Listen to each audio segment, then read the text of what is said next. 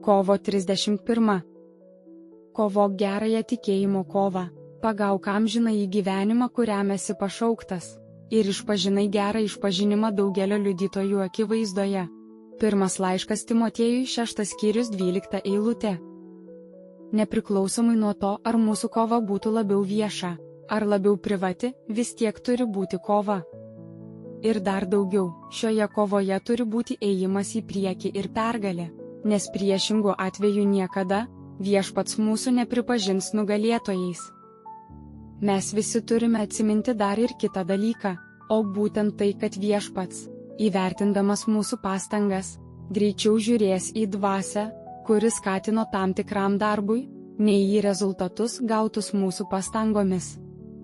Žiūrėdami į šiuos dalykus tokiu būdu, atkreipkime dėmesį ne vien į tai, ką darome panaudodami visą savo jėgą kiekviename darbe, bet ir į tai, kad kiekviena mūsų auka ir kiekviena dovana, duodama Viešpačiui ir jo reikalui, būtų tiek pilna meilės ir pasišventimo, kad Viešpats tikrai ją priimtų, kaip einančią iš meilės jam ir tiems, kurie yra jo, o ne dėl niekingos garbės ir tuštybės. Viešpatie žmonės yra kviečiami ir raginami būti Dievo pusėje, kovojant dėl teisingumo.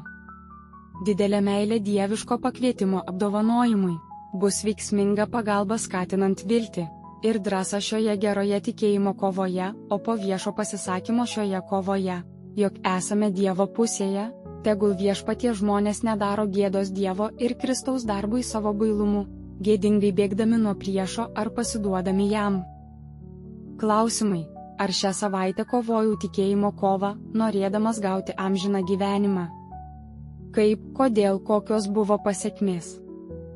Kovok gerąją tikėjimo kovą, pagauk amžinąjį gyvenimą, kuriam esi pašauktas, ir išpažinai gerą išpažinimą daugelio liudytojų akivaizdoje. Pirmas laiškas Timotiejui 6 skyrius 12 eilutė.